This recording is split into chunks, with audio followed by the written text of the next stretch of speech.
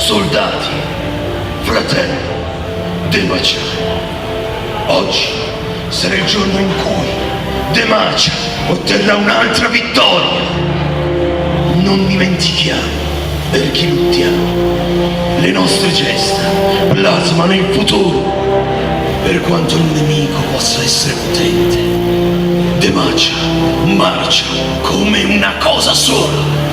Noi siamo l'avanguardia e la vittoria ci attende. Demaciani, per proteggere la patria, carica, rompete le loro righe, all'attacco!